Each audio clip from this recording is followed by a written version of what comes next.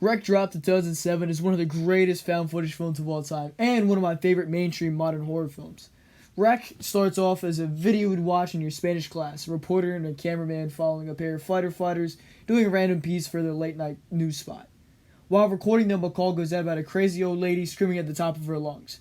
Our reporter, Angela, and her cameraman, Pablo, arrive alongside their firefighter friends, Alex and Manu. They are greeted by a pair of cops at the door and all the other curious tenants that live in the apartment building. Behind them, it seems the exits and windows are blocked off as the six of them head upstairs to find Grandma. The old lady upstairs seems rabid.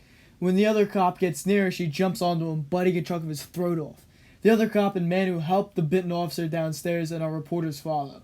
They try to treat the wound as the cop falls in and out of consciousness, all still in Spanish with subtitles and recorded by Pablo, unbroken since they got to the building, which is a strong suit of the film. The actors work perfectly without breaks for 10, sometimes 20 minutes at a click, unbroken and largely unedited. Still unbroken minutes later, Alex falls from the top of the stairs and lands on the ground floor where all the tenants remain.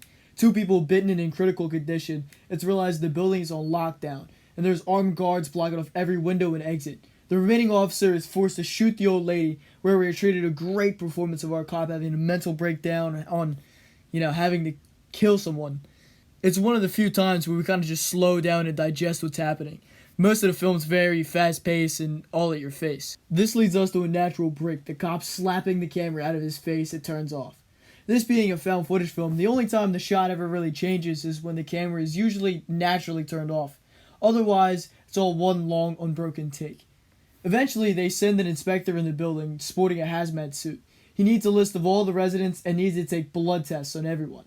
We learn the little girl who lived here has a dog, and he'd gotten sick and was at the vet. The dog had some strain of a new disease and went rabid at the vet. Right on cue, the girl lashes onto her mom's face. She runs upstairs and the mom is handcuffed to the railing, but it only gets worse from here. The two in critical condition from before start an attack, and soon the inspector locks himself in a side room of one of the penthouses. Pablo, Manu, Angela, and the other resident, Caesar, all who remain unturned. Caesar reveals that there may be another way out of the building, through the basement, but they need a key from an uninhabited suite upstairs. The inspector lunges through the door, biting Caesar, so the three who remain must bolt upstairs. Like I said before, it's a very fast-paced film. Things just keep on happening, and it's all go, go, go, go, go, with very little moments to kind of stop and reflect on what's happening. They get upstairs, and Manu guards the door with a sledgehammer, but it's soon revealed he too has turned.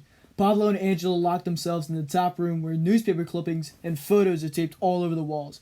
Beakers and test tubes are everywhere, and articles about diseases and possession fill the room. A tape recorder tells them about this scientist who spent some time here. It seems he worked on this disease before, which has a relation to possession. But eventually the light is broken on the camera and they're stranded in the dark. Pablo uses night vision, learning they are not alone, and a famine, demonic person lumbers towards them. Pablo dies trying to save Angela, so she grabs the camera and runs. She can only hide for so long though, before being dragged away from the frame, ending this tragic film. Wreck is one of my personal favorite modern horror films. By modern, I mean post-90s. In my personal opinion, since the 90s, there's only been a select few great mainstream horror films. It's a golden age for independent films, however, and there's so much more opportunity for creating your own projects. Wreck, if we take it horror at its core, as a scary movie and leave out Full Moon or trauma films, only a couple films like Terrifier or House that Has a Corpses stay true as mainstream horror films. Not that I don't love so many other horror films in the last decade plus, I just feel like, at face value, put this film in the same pace as Hostel or most of the Saw franchise, as well put together horror flicks and definitely a top 5 found footage film. The ongoing unbroken shots is a very difficult thing to do, especially coordinating so many actors in some scenes, having to add something like Alex falling from several stories in a believable way without cutting the footage. Using good camera tricks and a hint of CGI enhancement, it comes out perfect. The film's atmosphere and pacing does a great job landing you in this nightmarish world, with all these characters left with little hope of survival in an uncomfortable state from the safety of your own home. Maybe someday I'll tackle 3 more sequels or the American Quarantine film franchise, but until then, hope you guys enjoy this one. David Ambit, su padre le quería llevar al psicólogo porque cuando era pequeño iba solo a ver las películas gore. Es que lo más chungo es que esto es verdad.